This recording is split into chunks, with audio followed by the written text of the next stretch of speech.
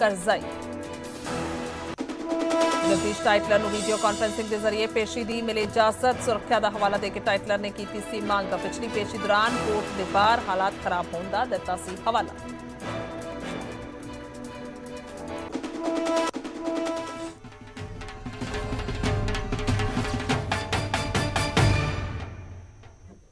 ਸਤਿ ਸ਼੍ਰੀ ਅਕਾਲ। ਨਿਊਜ਼ 18 ਪੰਜਾਬ ਹਰਿਆਣਾ ਦੇਖ ਰਹੇ ਸਾਰੇ ਦਰਸ਼ਕਾਂ ਦਾ ਸਵਾਗਤ ਹੈ। ਮੈਂ ਤੁਹਾਡੇ ਨਾਲ ਗੁਰਜੋਤ ਸੰਧੂ। ਤਾਂ ਸ਼ੁਰੂਆਤ ਕਰਦੇ ਹਾਂ ਬੁਲੇਟਿਨ ਦੀ। ਸਭ ਤੋਂ ਪਹਿਲਾਂ ਸੰਸਦ ਤੋਂ ਤਾਂ ਪੀਐਮ ਦੇ ਬੋਲਣ ਤੋਂ ਪਹਿਲਾਂ ਹੰਗਾਮਾ ਹੋ ਰਿਹਾ ਹੈ। ਅਧੀਰ ਰੰਜਨ ਦੇ ਬਿਆਨ ਦਾ ਵਿਰੋਧ ਕੀਤਾ ਗਿਆ ਹੈ। ਹੰਗਾਮਾ ਹੋ ਰਿਹਾ ਹੈ ਲੋਕ ਸਭਾ ਦੇ ਵਿੱਚ। ਦੱਸ ਦਈਏ ਕਿ ਬੇਭਰੋਸਗੀ ਮਤਾ ਪੇਸ਼ ਕੀਤਾ ਗਿਆ ਹੈ ਵਿਰੋਧੀਆਂ ਦੇ ਵੱਲੋਂ, ਤਾਂ ਜਿਸ ਨੂੰ ਲੈ ਕੇ ਵੋਟਿੰਗ ਹੋਏਗੀ। ਪਰ ਉਸ ਤੋਂ ਪਹਿਲਾਂ ਪੀਐਮ ਦੇ ਵੱਲੋਂ ਸੰਬੋਧਨ ਕੀਤਾ ਜਾਣਾ ਹੈ, ਉਸ ਤੋਂ ਪਹਿਲਾਂ ਪੀਐਮ ਦੇ ਵੱਲੋਂ ਬੋਲਿਆ ਜਾਣਾ ਹੈ ਔਰ ਇੰਤਜ਼ਾਰ ਹੈ।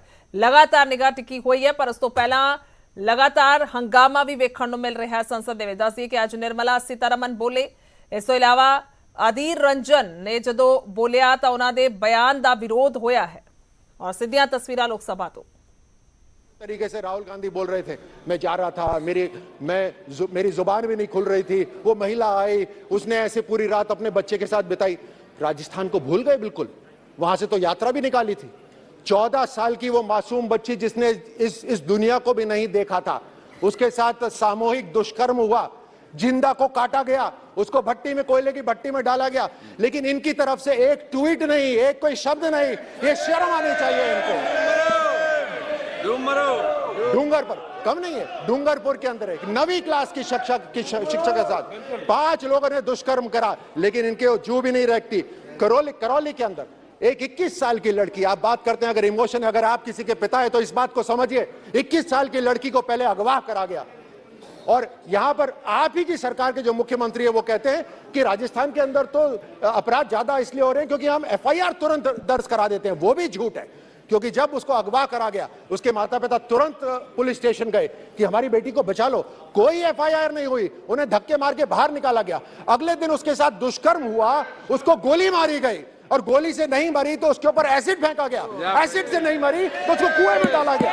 शर्म आनी चाहिए इनको।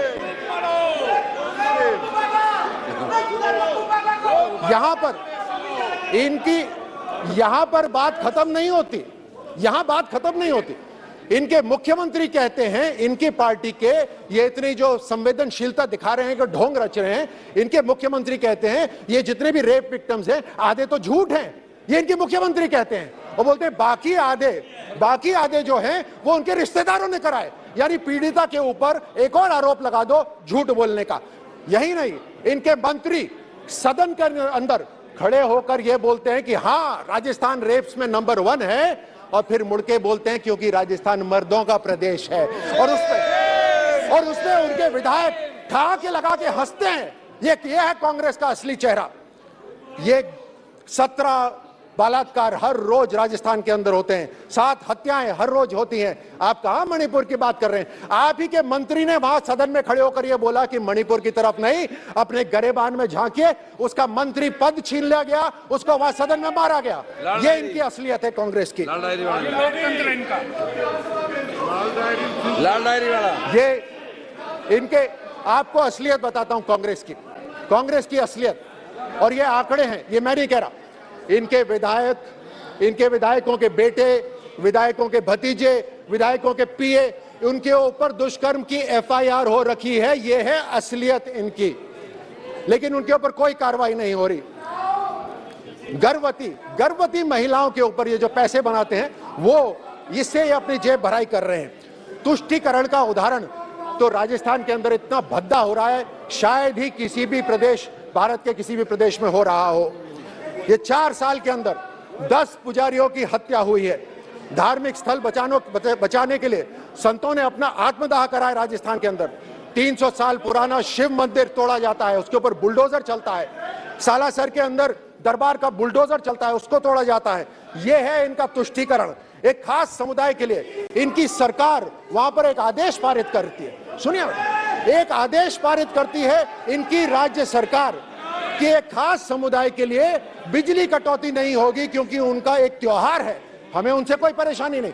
लेकिन उसी समय वहां पर हिंदुओं का भी त्योहार था, रामनवमी मनाई जा रही थी, उस पे डीजेस के ऊपर बैन लगाए गए।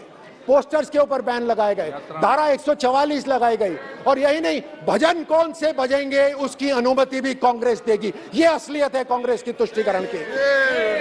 उदयपुर के अंदर कन्हैया लाल की हत्या हुई, न जाने कितने कन्हैया मारे गए हैं, वो तो उनका वीडियो नहीं बना। ये है असलियत राजस्थान की, लेकिन इन्होंने कोई एक्शन नहीं लिया। इन्होंने माहौल ऐसा बना दिया है वहां पर, सभापति जी, ऐसा माहौल बना दिया है कि एक खास समुदाय के लोग पुलिस थाने के अंदर खड़े होकर वो खुलेआम हिंदुओं को धमकी देते हैं, लेकिन इनकी सरकार कुछ नहीं करती। पीएफआई बैंड है, यहां पर गृह मंत्री जी ने कल बताया पीएफआई पूरे राष्ट्र के अंदर बैंड है, लेकिन पीएफआई राजस्थान के अंदर पुलिस प्रोटेक्शन के साथ मार्च करती है। यह है असलियत इनके चेहरे। कहीं ना कहीं इन बाहर की कोई ना कोई एजेंसी, कोई ना कोई संगठन, बाहर की कोई ना कोई एजेंसी कहीं ना कहीं इनके साथ मिली हुई है। मैं तो वापस उसी पे जाता हूं, क्या एमओयू हुआ था उस समय चाइना के साथ, जो आज तक भारत को नहीं पता। कहीं ना कहीं इन्होंने भारत को तोड़ने के लिए सुपारी उठाई हुई है, भारत को ये तोड़ना चाहते हैं हर तरह से। राजस्थान के अंदर दलितों के ऊपर अत्याचार हो रहा है। पिछले 4 साल के अंदर 60% दलितों पर अत्याचार बढ़ा है। बीकानेर के अंदर दलित महिला के साथ दुष्कर्म होता है और उसकी हत्या कर दी जाती है। जालौर जिले के अंदर एक 9 साल के दलित लड़के को मार दिया जाता है क्योंकि वो पानी पीने गया था।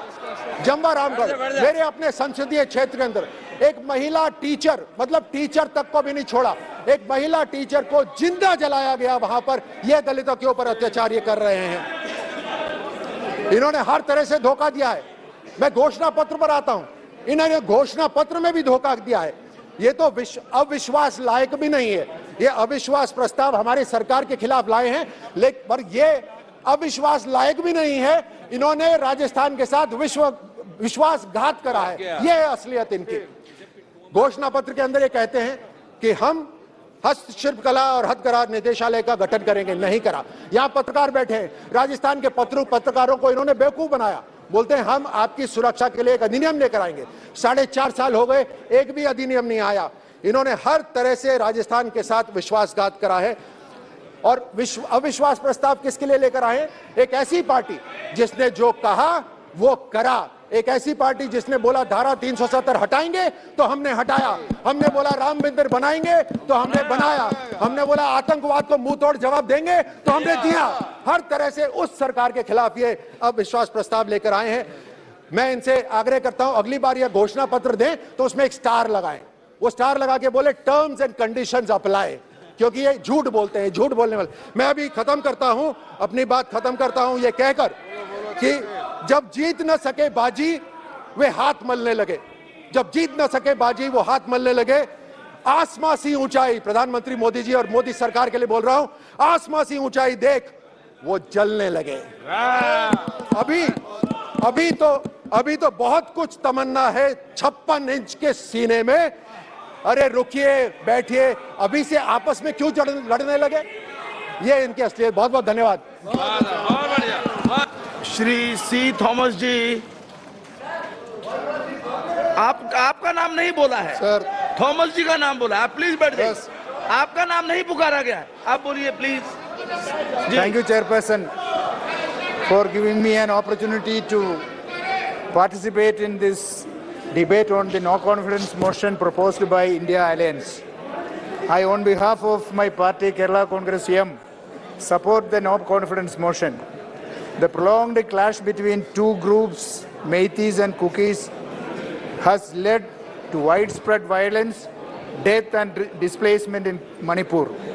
Sir, not only in Manipur, in the country at large also is witnessing tensions, violence against women, marginalized sections of the society and also minorities.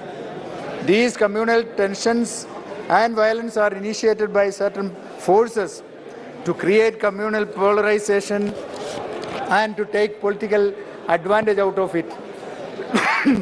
The recent developments in Haryana is another example.